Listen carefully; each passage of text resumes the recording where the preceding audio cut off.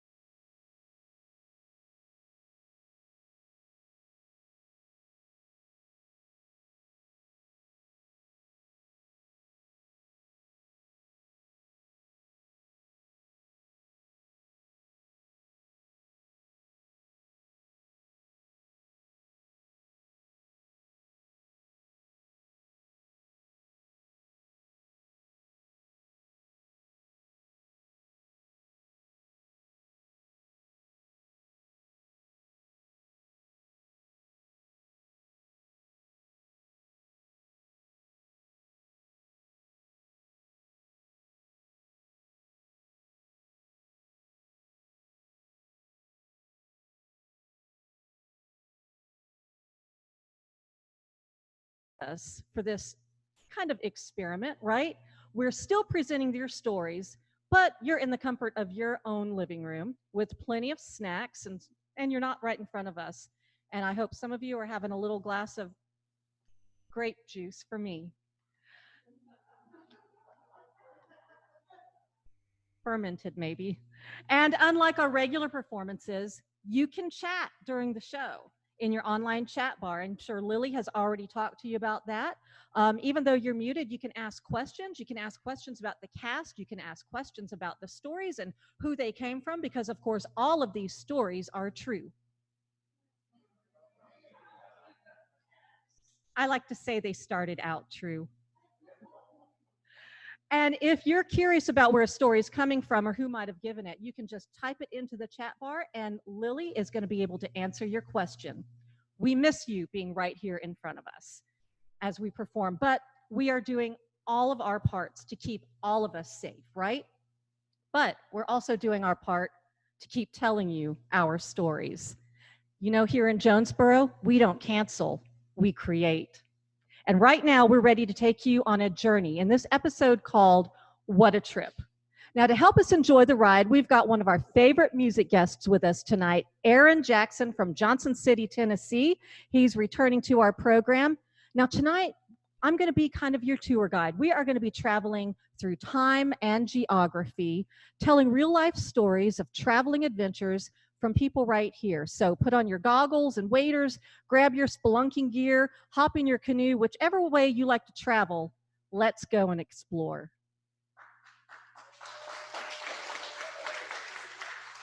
But before we stray too far from home, we want to be sure to thank all the folks who help us take you on these escapades. You're right, Calvin. Calvin's going to be co-hosting with me tonight, and we want to say a special thank you to the Wild Women of Jonesborough. We'd also like to thank the Tennessee Arts Commission for their generous support of this program, as well as Main Street Cafe and Catering, and Nancy Hope and Odie Major. We're so grateful to our sponsors who believe in the power of our stories. That's right. And we'd also like to thank the Tennessee Arts Commission, who are sponsoring us again next year for our 10th season. We just got word this week. And, of course, we'd like to thank WETS 89.5 FM out of Johnson City, Tennessee, our local NPR station, who plays our show. And I suppose we ought to thank all the people who shared their stories with us for this month's show. As well, these people aren't just made up stories. These aren't just made up stories you're about to hear. They came from real people, from real places, right around here in the southern Appalachian region.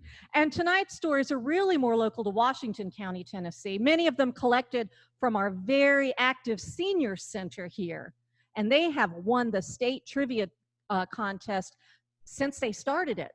So they're quite brainy too. So we've got their great memories and their sharp wit, which will all be brought to life tonight in our wonderful cast, and of course, Gary the sound man. Jules, we watch every month to see what sound effects you might put in the show to try and stump Gary. But he always somehow manages to come through. What have you got this month? You'll just have to listen to find out. For now, I think it's time to hit the tracks for our first trip. I see what you did there. Good going, Gary.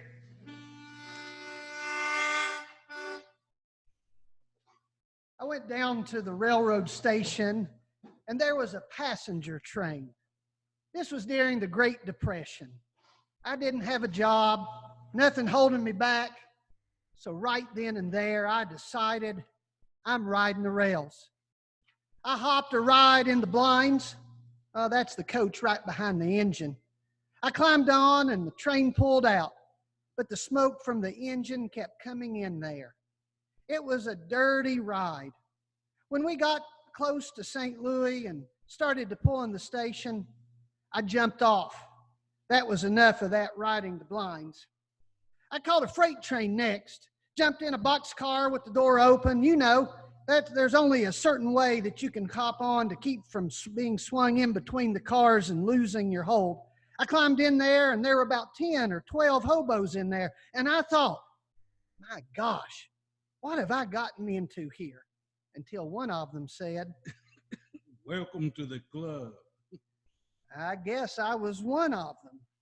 Judge not, I suppose. We're coming up on Mound City. Tough railroad yard there. If you get caught in the rails, they'll throw you in jail. Follow me. You're gonna jump right here. We landed hard and rolled. Get down. We laid among the banks on the railroad tracks. Uh-oh. It's the railroad detective. I think he saw us. The railroad detective.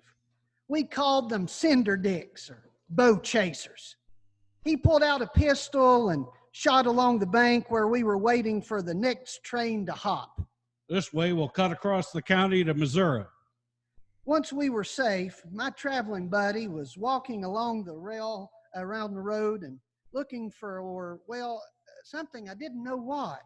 Chalk marks on the gator, something leading into it. Look for those. They're the ones that'll feed you. We found one. It happened to be an African-American family. And as dirty as we were, she still welcomed and fed us. Even brought out some pie. Looked like pumpkin, but boy, it sure tasted better. Found out that it was squash pie. We thanked her and went on our way. Other places gave us coffee, but without any sugar or cream, what we now call regular black coffee. After a while, you just get used to it. Guess that's when I started drinking regular black coffee back in my hobo days. I'm tired of sleeping rough. Let's see if we can get some shelter tonight. There's a farmhouse up ahead. Yeah, you can stay here if you want to. If you want a job picking corn, I give you 75 cents a day. Well, I had 75 cents in my pocket, so I wasn't going to work all day for another 75 cents. I was tired and about ready to end my adventure. We turned him down, but he let us stay the night. He fixed a bed and right there on the front porch of that old farmhouse. Early in the morning, he gave us something to eat. That night, I thought I could sleep on my own front porch if I wanted to live like this. I got to thinking, this isn't very much of a life. I said goodbye to my friend, whose real name I never ever learned. Even though he saved me more than once, I hitchhiked back home, and that was the end of my hobo days. Thanks, Brent, and thank you, Sarah Elizabeth, for that story about your grandfather. Now we're moving from the 1930s to the 1970s in this story all about local newsman Don Bagwell. I've spent a career in front of the news camera. I'm used to getting waves from strangers, and sometimes I just assume that the big greeting is for me when it's intended for someone else. Although you'd think after the Al Hurt incident, I'd have learned my lesson. Wait, Al Hurt? Trumpet player? You don't know him? Okay, well then, what about Winfield Dunn, former governor? Yeah, okay, there we go. We'll call it the Winfield Dunn incident. It was the early 1970s. Extra, extra, federal government proposes to build 5 medical schools across the country that are adjacent to VA Center. Johnson City qualifies. Hooray! A bill in the legislature passed to allow the medical school to be built. Everyone loved the idea. Don, I don't think so. Veto. All except one. Governor Winfield Dunn was opposed, likely because it wasn't in his home district of Memphis. But support was so strong that his veto was overridden. Extra, extra, veto overridden. Led by Representative P.L. Robinson, Bob Good, and Senator Marshall Nave of Elizabethton. Congressman Jimmy Quillen proposed Johnson City to be one of the sites, along with the head of the VA, Senator Hartke. Don, listen, I want you on this story. Take a crew out and get a feel from the community about this project. I'm on it. I was a reporter at Channel 11 WJHL TV, and I had never seen the Tri-Cities come together so united on one project. All the business leaders, all the chambers of commerce, all the city governments, all of the elected representatives, all the prominent businessmen, everybody. Nobody was opposed to the medical school. Nope. Except the governor. Now, as part of the process, the community invited Senator Hartke to Johnson City for a reception and to look at the VA Center. They wanted to prove to him that this is a great, caring region. Don, I just got word the committee is sending a private jet to Washington to bring Senator Hartke to Tri-Cities. I want to catch his arrival. At this time, a private jet was a big deal. Well, we hardly ever saw any here, so it would be easy to spot.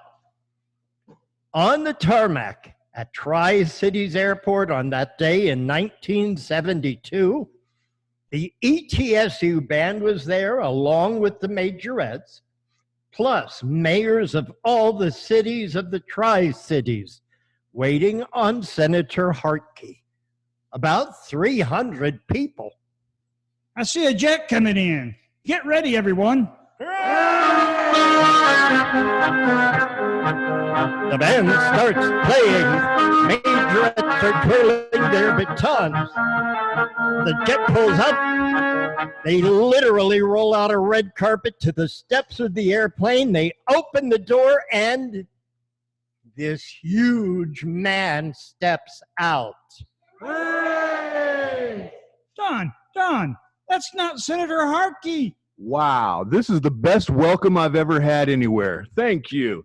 Hey, nice form on the trumpet and great drum line. As it turns out, the jazz trumpeter Al Hurt was playing at ETSU that evening, and it was Al Hurt's jet. They towed the jet out of the way, rolled the red carpet back up, and about 15 minutes later, another jet landed. This time, the band started playing with even more fervor because they knew it had to be the senator this time. They rolled the red carpet up to the door, and it was Senator Hartke. Wow, this is the best welcome I've ever had anywhere. Yeah, we get that a lot. Nobody ever told him that he was playing second trumpet to Al Hirt's arrival. Well, of course, we did get the hospital. And Winfield Dunn, who opposed the hospital because it was in the wrong part of his own state, was not re-elected. No. I like to think Al Hirt and Senator Hartke spent the rest of their days reminiscing about Johnson City and the best welcome they were ever shown. And after all, wouldn't we all love a welcome like that? Yup, I know I would. For now, our next stop is a bit further north and a short jump in time. St. Richard's Catholic School, Philadelphia, 1962. When I see St. Richard's, even photos of it, I'm taken back to my youth. I was very shy, but I was smart and very quick and good at taking tests. Well, one day I was taking a test. I can't remember which one, but when I was finished, I kept my pencil in my hand and I started daydreaming out the window, which was another row over from my row. Susan, come here now. Well, I did as I was asked. Class, I want you to look at Susan. This is what a cheater looks like, and you would be very well to learn from this example. Susan, I am surprised. Up until now, you have been a good student. She sent me back to my seat without even asking for my side of the story. Minutes later, she caught another student teaching, or so she said. She called him up to the desk and then called me up there again with him. I must say, I'm very disappointed. You will each stand in the corner for the rest of the day. Well, I took my place, even though I felt it was unfair. I didn't know how to tell her that she was wrong. I was even more upset when she came to me later in the day. Susan, I am so upset with you that I have decided that you will have to stay here overnight. Oh, and when dark comes, you should know there are huge rats. It was now the end of the day, and the children started getting their coats on and putting their chairs on top of their desks. One by one, they left the room. And when they were all gone, she patted me on the head. See you tomorrow. Well, I stumbled out of the room in a daze. I walked into the parking lot and was almost hit by a bus. So as I veered into its path, I don't remember much after that. I do remember being very glad to be home. I never told my parents about that until high school. By then, I could laugh about it, though my parents didn't take it so lightly. Why didn't I tell them? Well, I guess I was embarrassed and I was scared of the rats and the nuns. Fear was the tool used to keep me in line, even when I wasn't out of line. What did this experience teach me? It taught me to give people the benefit of the doubt. Things aren't always as they seem. And I traveled with that belief the rest of my life.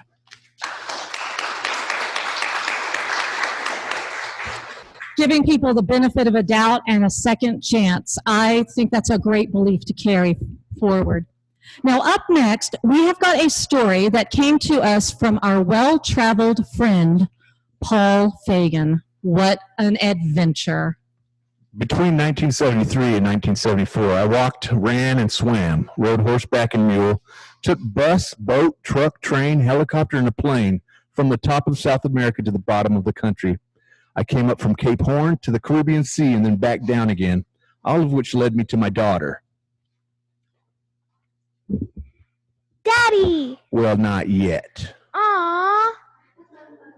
On the cusp of my 31st birthday, I spent Christmas with my brother, who was living and working in Buenos Aires, Argentina. It was enchanting.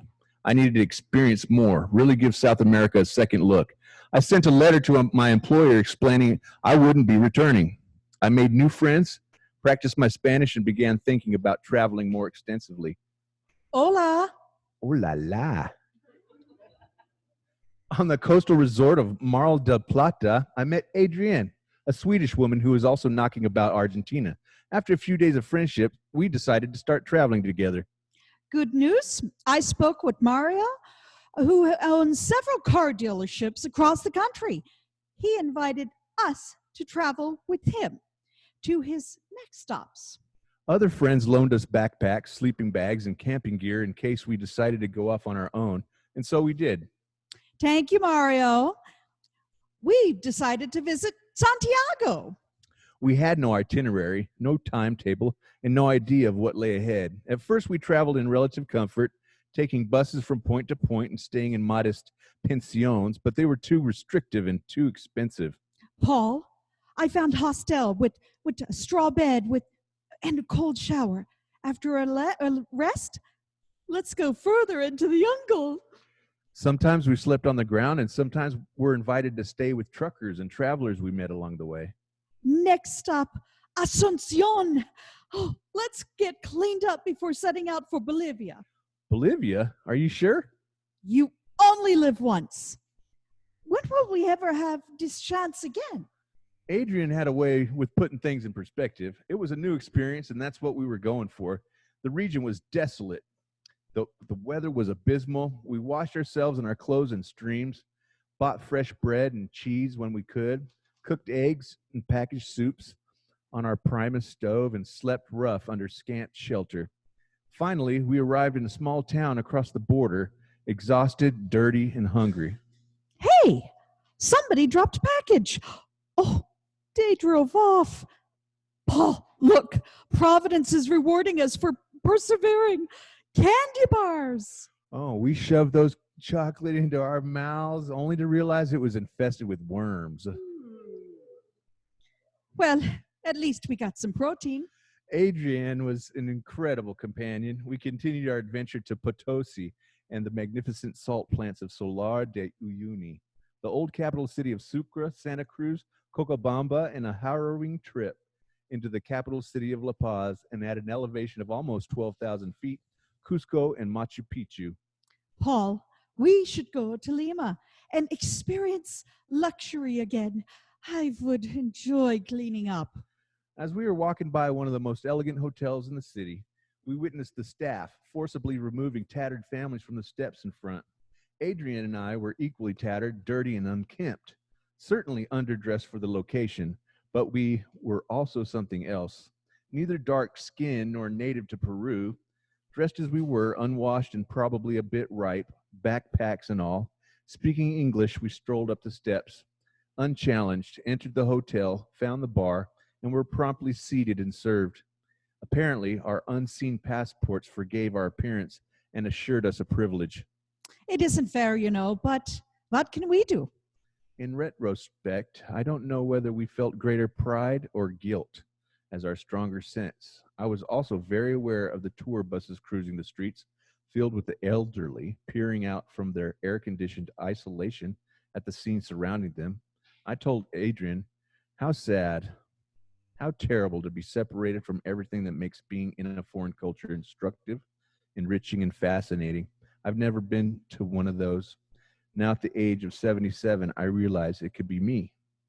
Paul, I'm going to drop a letter to family. It's been some time since I've been in touch. I sent out letters, and we were both pleased to find bunches of letters in return until...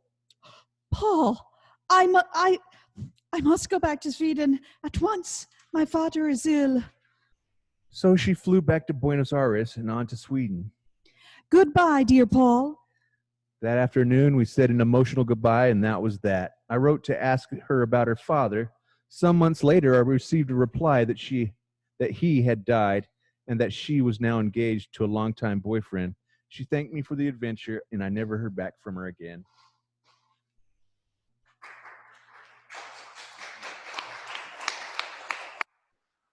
Now, we're not going to let him off that easy, though. Will Paul end his adventure here and fly back to the States, heartbroken and lonely?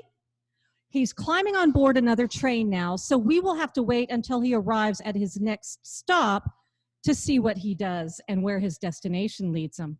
If you're just tuning in, you are listening to Storytown, Jonesborough's original storytelling radio hour and podcast on WETS 89.5 FM out of Johnson City, Tennessee.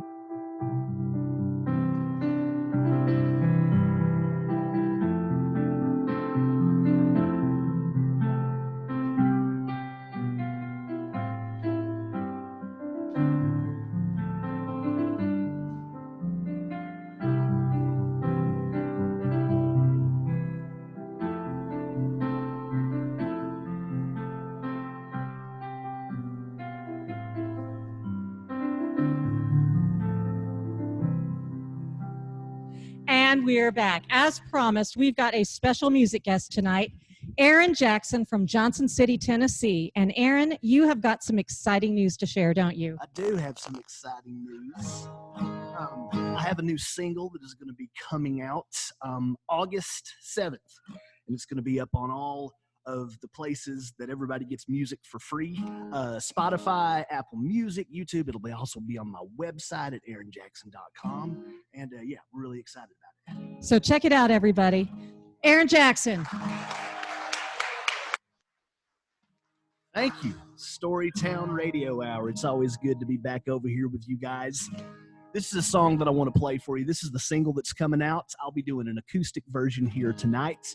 We recorded it with the full band with drums and electric guitars. The great and powerful Brett McCluskey, your very own, is a part of it. He played keys on it, and I wanted to play this here for you tonight. To make a long story short, this is a song that I wrote a couple of years ago. I found myself having to get sober. It was a long time coming, and this song is about somebody that kind of helped me through a really tough transition period going from one lifestyle to a new one. So this song's called Abrielle.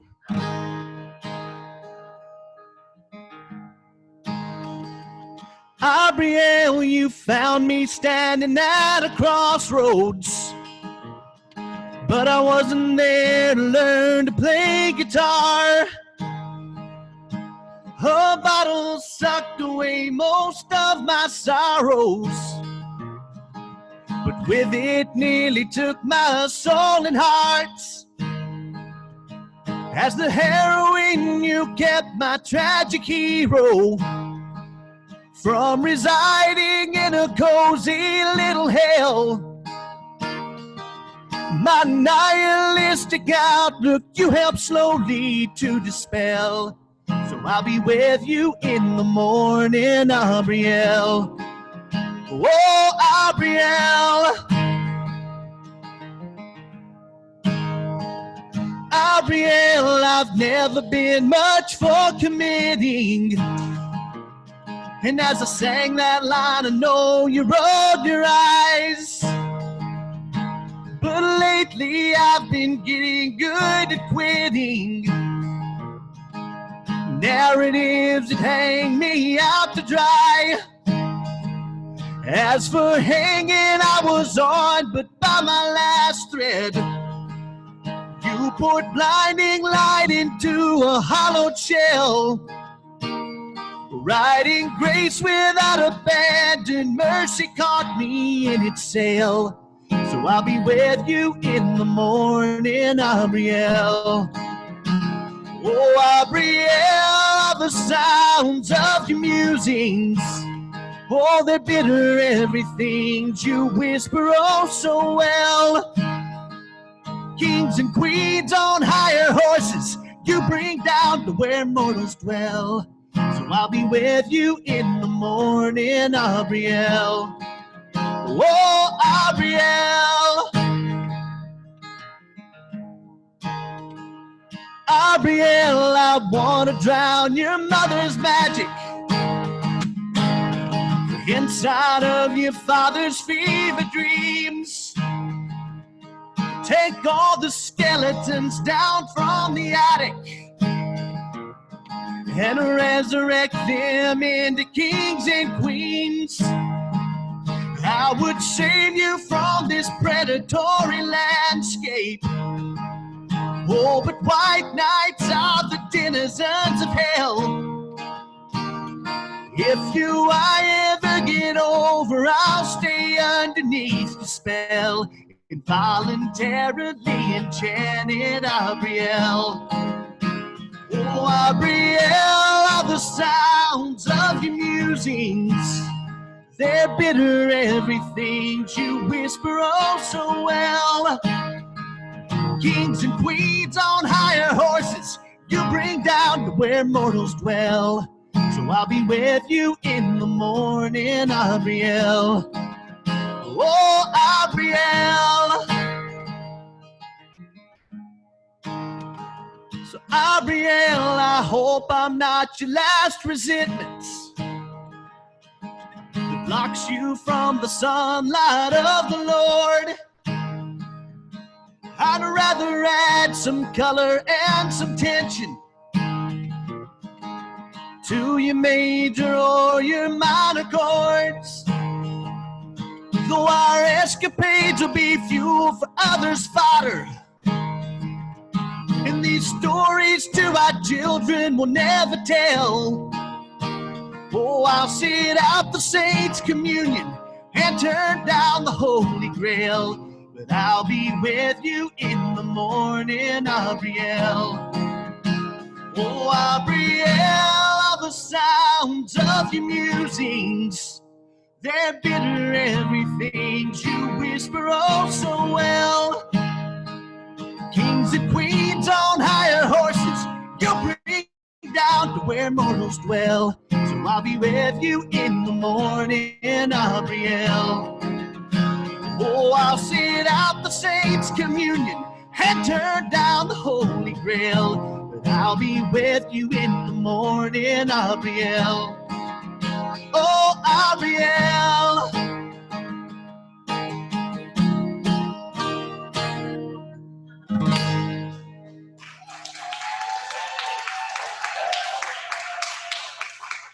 Yeah, be sure to check that out when it comes out. When does it come out? August 7th. August 7th. Lily has put aaronjackson.com in your chat bar, so check it out. Go to the site, and Aaron is going to be back later on in the show, but let's hear it from one more time. That was awesome, Aaron. I've heard the whole song with all the players in it, and it's amazing, so you're going to want to get that single. Well, we have been traveling to distant places, but up next, we're going to take a virtual day trip throughout the region and through time with our favorite historian, Ann Fellers-Mason with the Heritage Alliance, in a segment that we all like to call Ask the Historian. You know what's always fun to do during the summer? Take a trip. Take a trip to somewhere far and distant like Bowmanton and Broylesville, Cherry Grove, Conklin, and Hornet Nest.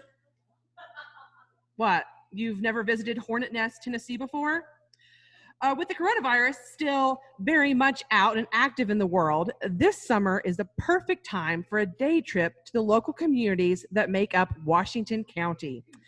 Today, many of these small communities have been incorporated into Jonesborough or Johnson City. Some of them flourished as stagecoach routes, only to be eclipsed by the coming of the railroad. Some of them boomed as railroad towns, only to fade away as passenger rail disappeared from the hills of Tennessee. Some of them no longer have their own post office, but the memories of these communities remain. So this evening, we'd like to feature some of the gone, but not forgotten, small towns, communities, and neighborhoods of Northeast Tennessee. First stop, Bowmanton. 5 miles west of Jonesborough, John and Elizabeth Bowman purchased a farm with a grist mill for their son, Daniel.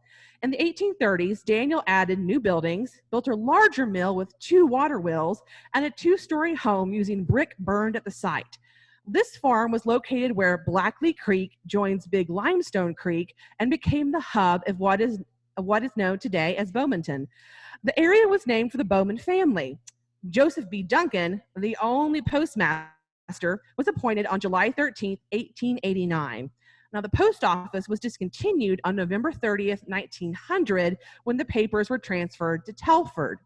Still, the community was a very active farming community, and the Herald and Tribune covered their farming exploits well into the 20th century. March 20th, 1968. The Bowmanton Senior 4-H Club was very honored to have Kurt Rogers, Washington County Junior Boys Public Speaking winner, at their March meeting. In this speech, 4-H and democracy, Kurt pointed out many ways 4-H helps develop democracy. 4 very interesting as well as informative demonstrations were on the program. Kathy Stafford showed the club how to make picture cookies. Kathy Walker discussed with the group how to care for fabrics. And Beverly Gray showed the club how to get 4 pictures out of 1 when taking a snapshot to make it more interesting.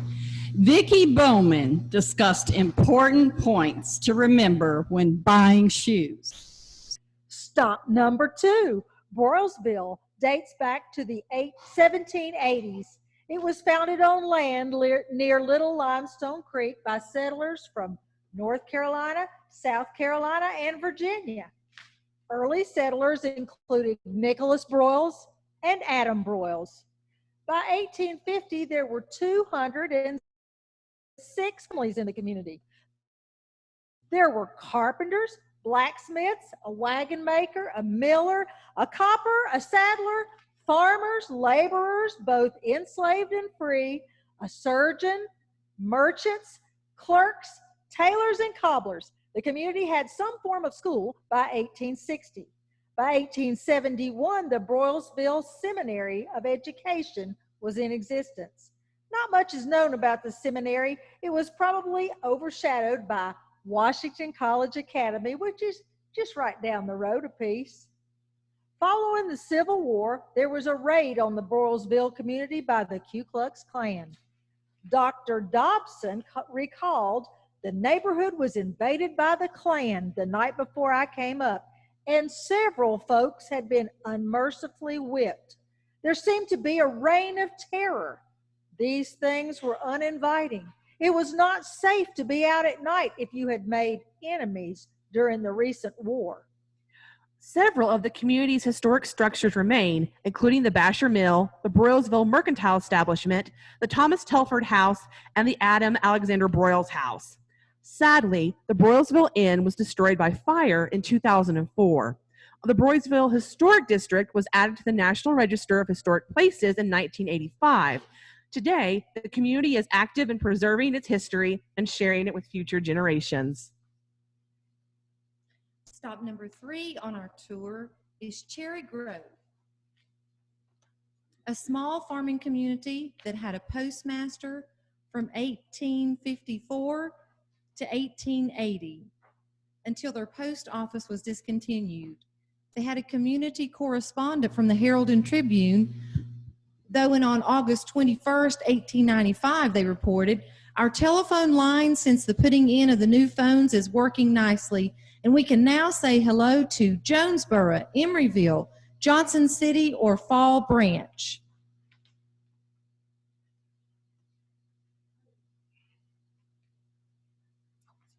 Stop number 4 on our tour is Conklin. I've always heard it pronounced Conklin.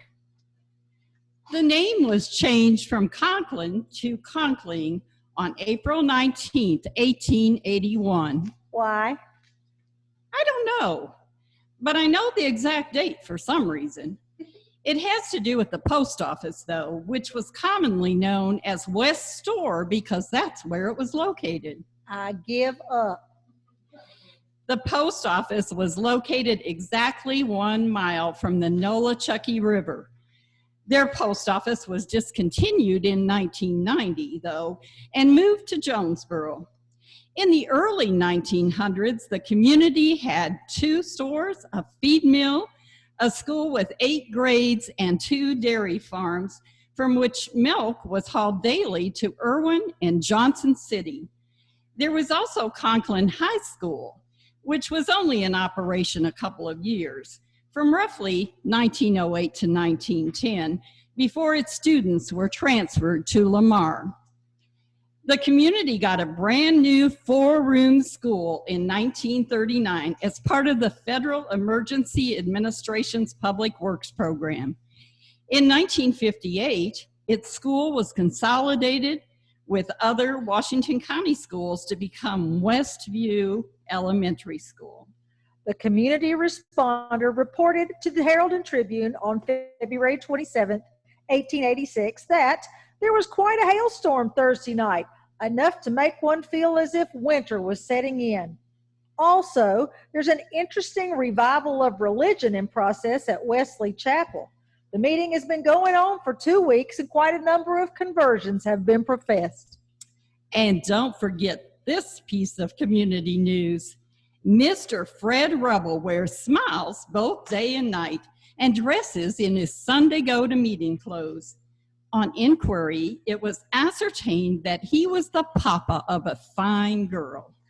Stop number 5 brings us to Hornet Nest. Now, I don't know much about Hornet's Nest or where it was located, but it pops up in the community news section of the Herald and Tribune in the 1920s. If anyone has information on good old Hornet Nest, I'd love to know more. Here are some of the highlights from their community correspondent. Mr. Mark Beard has bought a new Ford car. Ooh. The farmers are very busy planting corn and getting ready to plant, while other women are making garden and attending the Gossip Society. The farmers around here are harvesting this week. Also, some of the boys and girls are picking cherries. We noticed in a recent issue of the Herald and Tribune where the Cuss and Spit Club of Garbers was going to discuss how much longer will it be until the girls' skirts reveal the appendicitis operation scar. Mr. Tom Clausen had the misfortune to go and get his leg broke when the ladder slipped when he was painting. Hornet Nest wishes much success to the H&T and all of its readers. Now is a perfect time to find an old map and drive around Washington County through these little communities and hamlets of yesteryear. Find the sites of these old communities and get to know the place you live a little better. Just remember to stay safe while doing it. Thank you, Anne, for that great tour through history and the region. We are so lucky to have the Heritage Alliance right here in our community. Now, I want to check out some of those old sites. I love how this region finds ways to take what we've got and put new use into them. We preserve history and find useful places for it. We've got a story coming up from Deb Cruz, who also found a place and made a new use for it. Now, she took our old town hall building and turned it into Jonesborough's living room, otherwise known as the Corner Cup Coffee Shop. Now, how did a girl from out west end up in Jonesborough? Katie Rosalowski is here to tell us all about Deb Cruz's story. When I was in high school, my usual mode of transportation was not the train or the bus or the car. My mom had got me a 90cc motorcycle after I graduated junior high, and I rode that thing everywhere.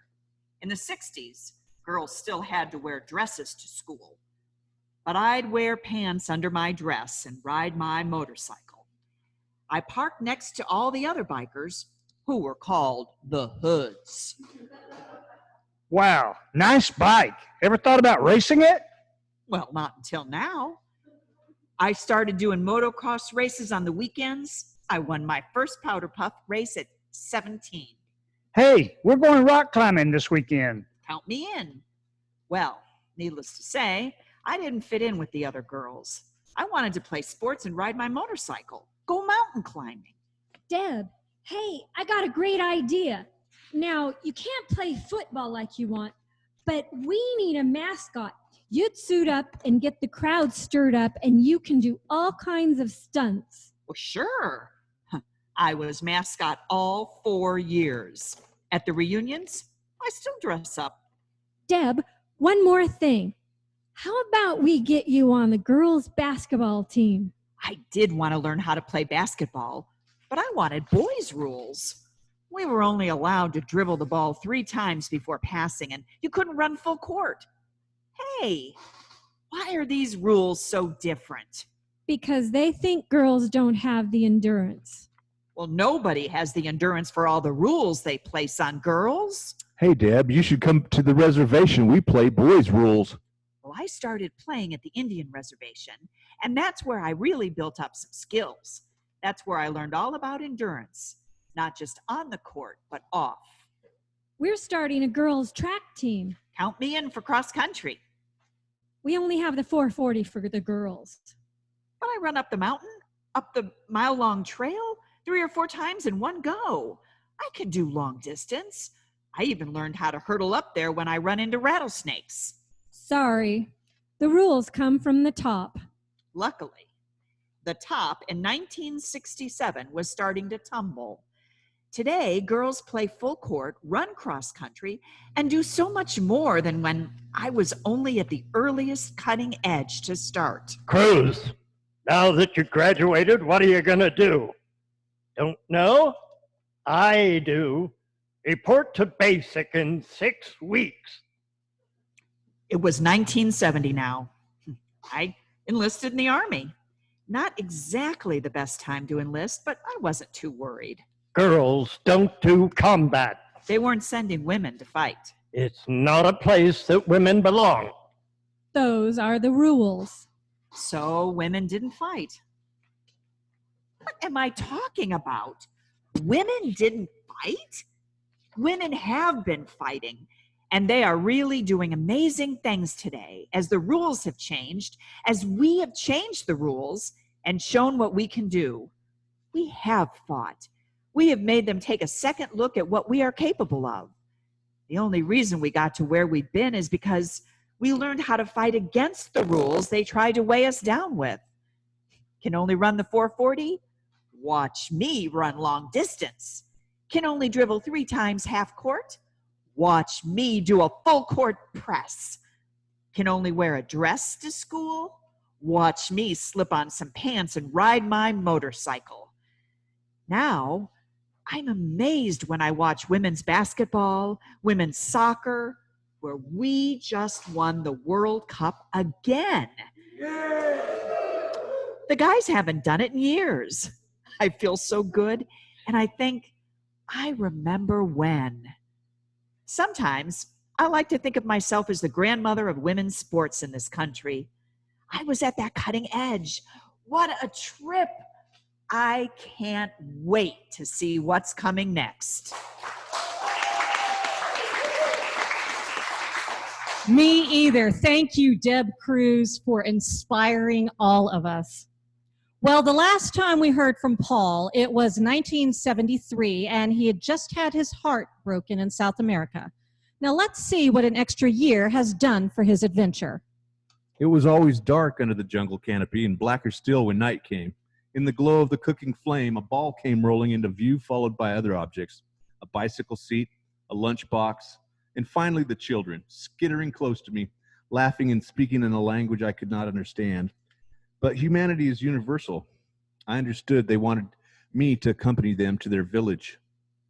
I was greeted by the adults who seated me in a place of prominence and attempted to communicate. I was as incomprehensible to them as they were to me. So I sang folk songs, Happy Birthday, the Beatles, and they sang back to me. All you need is love. All you need is love, love. I left late that evening. I was changed, deeply enriched by the experience. The longing in my heart to make a real connection to humanity, it seemed to disappear. Even though I left this group, I knew our connection would have a lasting effect. It opened up something inside of me. I was feeling healed and restored. My biggest adventure of all was waiting for me. I slipped into Otavalo, Ecuador, late one afternoon, found a pension, rested, and then headed toward the noise I heard coming from the town center. A festival of music, street dancing, food, and a very potent beer called Chi-Chi. I looked up and discovered my adventure. Her name was Beverly. She was an architect from Houston who had come to South America to study the Spanish influence. Her agenda became mine, and we traveled together until it was time for her to return to Houston, and I left to go back to Buenos Aires. Within a week, I was back in Los Angeles, where I spent a restless month, then hopped in my car and headed for Houston. And Beverly, we married, and in 1978, and our daughter was born. Daddy! See, I told you I would explain how a backpacking adventure would lead to that. And while much is given to pondering the what ifs of the road not taken, it seems the road we take is far more consequential. In my case, this particular road changed the way I think, led me in directions I had never considered, and allowed me to give life to someone I've lived for from the moment of her creation. I wouldn't alter it a bit.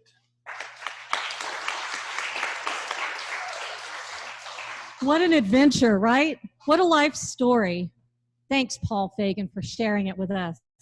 Now, if you're tuning in, you are listening to Storytown, Jonesborough's original storytelling radio hour and podcast on WETS 89.5 FM out of Johnson City, Tennessee.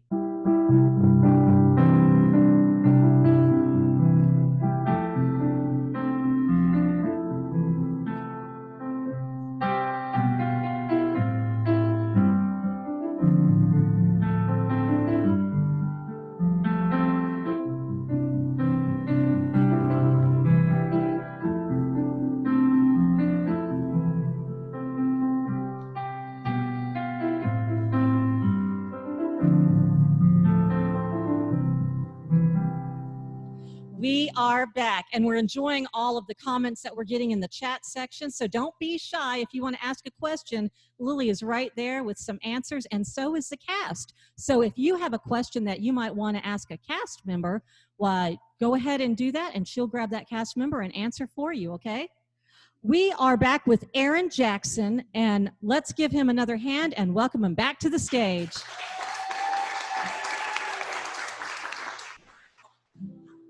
So much. I wanted to play y'all a couple of brand new songs here. This first one is called Long Before the Sun. Hope you dig it.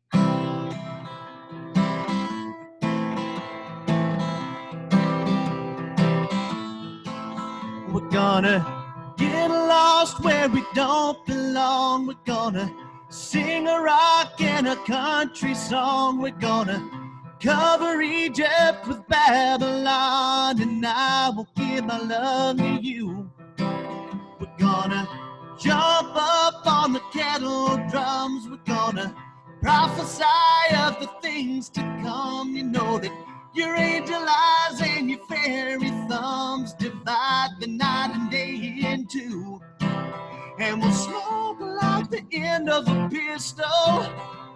We'll kick like the butt of a gun. We'll grab bits of life by the fistful. 'Cause we'll burn out long before the sun.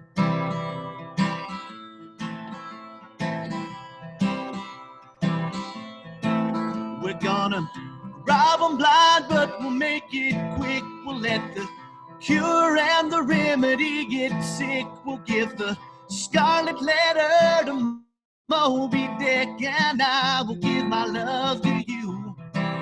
We're gonna make tea from the magic vine. We'll let the medicine bend space and time. We're reaching higher for a better paradigm we all can just step into. And we'll smoke like the end of a pistol.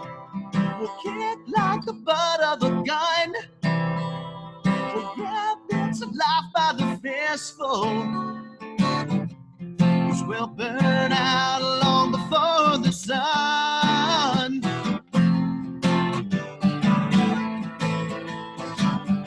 Long before the sun.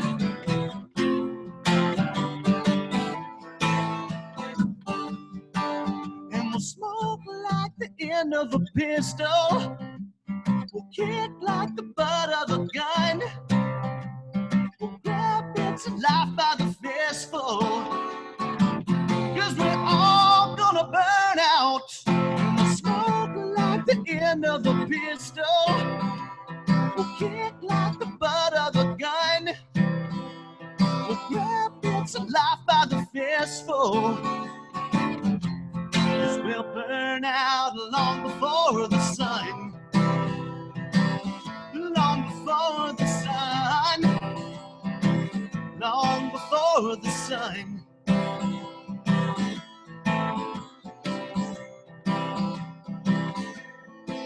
We're gonna get lost where we don't belong. We're gonna sing a rock and a country song. We're gonna cover Egypt with Babylon, and I'll be getting closer to you.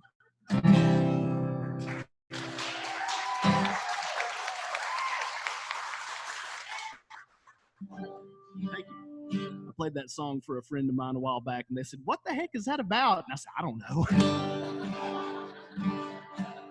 I have no idea. And that's kind of the way with this next one here too. Yeah, lyrically, this one's kind of stream of consciousness. It's kind of all over the place. And that's the cool thing about writing lyrics, is I can kind of go and do and be whoever I want to. So this song is called They All Sing Hallelujah. When July is throwing all the flames of summer, incinerating all the season owns, I find it kind of scary how I long for January, with her icy breath to chill my mortal bones. It seems like rivers really want to be the ocean, and mountains to the sky they cannot touch. When winter pays her dues, the wind will sing a minor blues, and weeping willows wish that they could dry it up. So I'll wrap my masterpiece in tape and plastic. I'll tell you its original is sin. When the curtain doesn't call, from every mouth will surely fall the sound that thunders when we all sing hallelujah.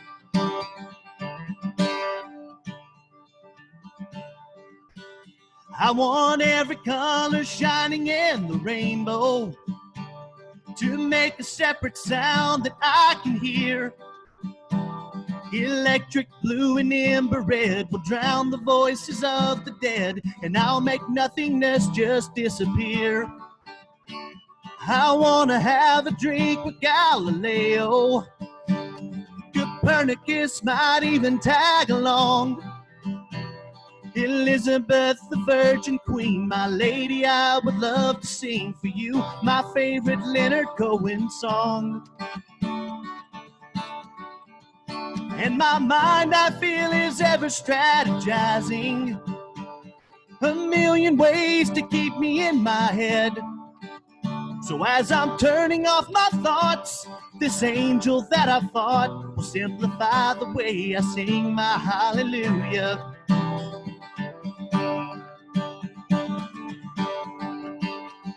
A paragon you never will live up to, but the anti-hero always makes you smile. When the streets are all on fire, he'll play a fiddle and a lyre, and the emperor will sing his hallelujah. Well, it's better when we all sing hallelujah.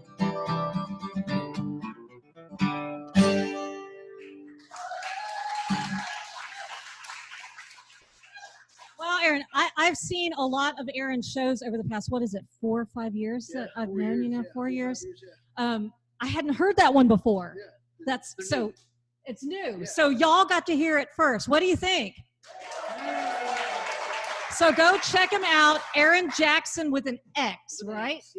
.com. Anything else you want to tell us before you go, Aaron? No, just remember, August 7th, new single is out. Check it out. Get it. Thanks so much, Aaron. Let's give him one more hand. That was awesome. So that was just, I hadn't heard that song before, so I was just so surprised. Well, up next, we have another fabulous story, and we've got a visitor again. We have heard from this visitor before. Finn is back. Finn the dog is back to join us for another show.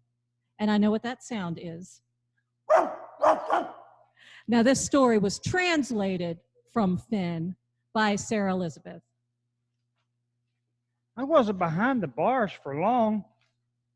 The floor was cold, and a lot of people came in and out. Some with food, some with a leash, and we'd go for a walk. Some just to play behind the bars. Good dog. They'd all say, Good boy. but they never stayed. They'd always leave until the day that they led me away. On that day, they took me somewhere with a lot of other dogs behind a lot of other bars, and it really smelled strong. I didn't want to go in. There was a lady with a white coat and a man dressed in blue. Good boy. They said that as they pulled me in, they held me down and they stroked my fur. You're a good good boy. boy. Good dog. There was a pinch behind my neck and a cool, funny feeling under my skin. Their words began to sound slow and muddled until I fell asleep. Good boy. Oh, when I woke up, my body felt heavy and my legs felt wobbly, and there was something big around my head. Every time I turned my head, the thing would crash into the bars, and I was trapped behind the bars again. Bars. I tried to stand up, but my legs wouldn't hold me. Hey, there's the good boy. You're awake. Your mom will be here soon to pick you up and take you home. Mom? What's a mom? What home? I tried to shake my head loose of that thing. It was too tight. I tried to pull it off, and my hind legs felt a sharp pain from the stretch, and I collapsed on the floor. All right, boy. Guess who's here? I tried to pull away from her. The last time she was around, she pinched me and made me fall asleep. Come on, boy. Don't fight. It took them both to pull me out from behind the bars and down the hall and through the doors where the lady stood with her 2 kids. She smelled familiar, but I couldn't be sure. The lady knelt down. Hey, Finn. I tried to back away. It's okay, Finn. Finn? I don't know who Finn is. He's still very groggy from his surgery and still getting used to the cone, but you found a really good dog. Let me help you get him in the car. It was a long drive. Welcome home, Finn. It's okay. You can go in. This is your home now. The lady introduced me to my new brother, an older dog, and the boy and girl. They let me roam around the house and sniff everything and gave me water and food and a bone. You're a good boy, Finn. You're a good boy, she would say. And even though she would stroke my fur and her voice was kind, I'm not sure she knew that those words were often followed by something very bad. That night, when it was time to go to bed, the lady called me to her room and turned up a light. It was dark. I did the only thing I could do. I barked. Then I barked some more. And then I barked louder. The lady turned on the bedroom light, but she didn't get mad. Instead, she and the old dog went into the living room with me. They turned on the living room lights and laid down with me in the living room floor. There they stayed with me all night with the lights on. The next morning, when the sun came up and the medication had worn off, Mom and my brother were still asleep in the floor next to me. I realized that it had been one scary, crazy trip, but I finally found my home. I laid my head back down in my cone. With a happy flip of my tail, I closed my eyes. You're such a good boy, Finn. You're such a good mom, Mom.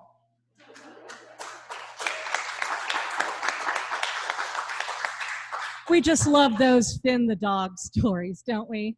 Now, we have been back and forth through time and places, but we are about to start navigating some difficult terrain on this next trip. Sometimes our journeys are not comfortable, but they can be life-changing. We took a trip that was life-changing for our family. It was our teenager's spring break from high school last year.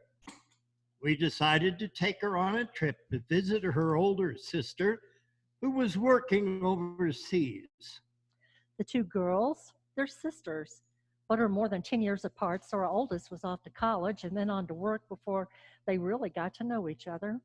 We hoped this trip would bring them closer together. Family's important. We also think it is important to travel and see things from another perspective, especially when you're young. So we boarded a flight. We landed in London and spent a couple of days there before going on to our final destination. Krakow, Poland. This is where our oldest daughter worked, teaching English in an Eastern European country. So much has changed here during my lifetime. Some places, though, have been left as they were, as a reminder, so we would never go back, so we would never experience the same horror. Mom? Mommy? Are you okay?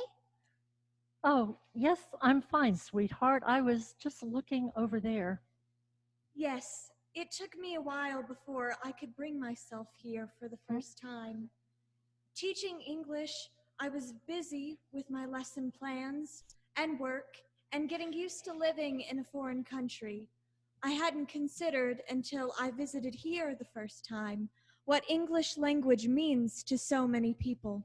We stood together at the gates of Auschwitz. There is a silence there that is not like any other place I've ever traveled. When I came here the first time, I imagined the English language being heard perhaps for the first time by survivors here. And that moment in time, it was the language of liberation, even if they couldn't understand it. Freedom. Our bit Mac free. What does that mean? Death. It means work will make you free. For so many, their freedom was death. It's so cold here, Dad. Spring break and it's snowing. For some reason, though, the bitter cold felt right. It was a haunting trip, but important. We held to each other as a family. Family is so important in good times and especially in hard. Before we left, I was worried about not having my own TV. This puts everything into perspective. That's how I felt too. It makes you think about what is most important. Family. Family. The unexpected feelings we had together on this visit brought us all closer. The girls recognized their bond as sisters on the snow-covered field. Before we left, another chilling wind blew through me. I would be flying home in a few days, home to the land of the liberators, home to a place I hope, I pray, I believe that this would never, ever happen. I'm so glad we made this trip. I'm going to visit you again. For real, right after I graduate. Thank you, Mom and Dad, for reintroducing me to my sister. Thank you for reintroducing me to my commitment to humanity. Keep teaching the voice of freedom.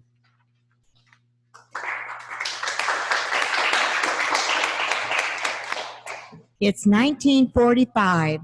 I'm 3 years old and my mother needs help watching me while she goes to work. Women were doing their part for the war effort and working. My Aunt Hazel, who was 5 years older than my mother, became my caretaker. During those war years, I probably spent more time with Aunt Hazel than I did with my mom. We became very close. Here you go, Phyllis. Now you're a good girl. Maybe we'll get something on the way back. Can we ride? Can we have lunch on the train?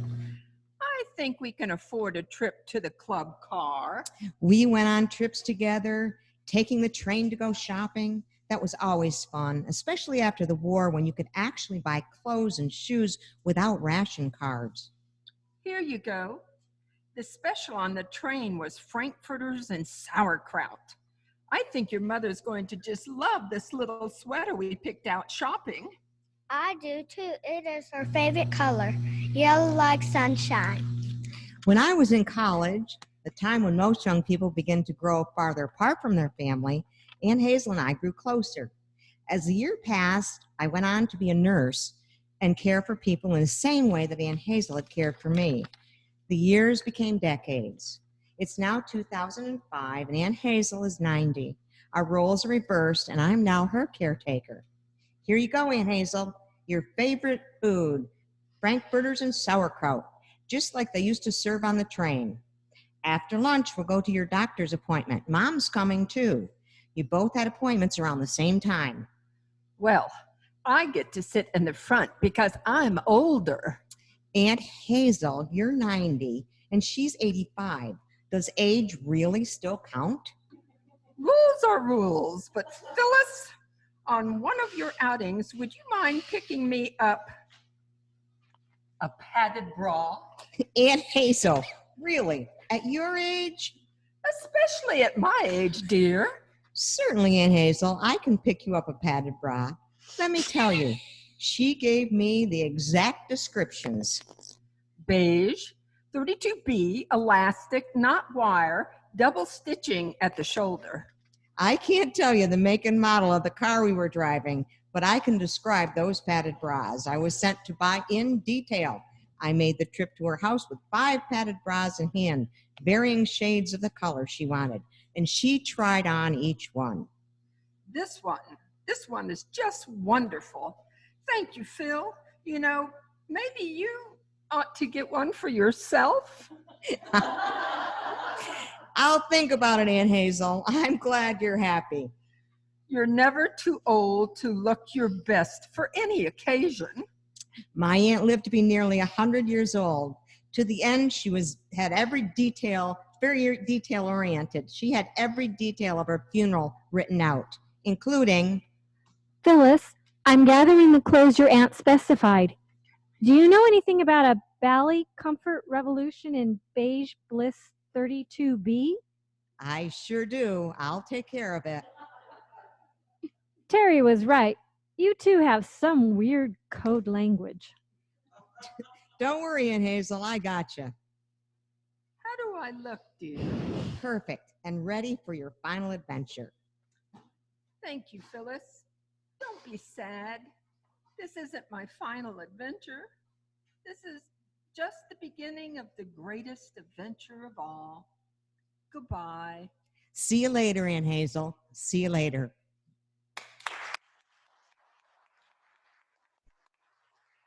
What an adventure. And what about Hannah Joy, who joined us for the first time tonight?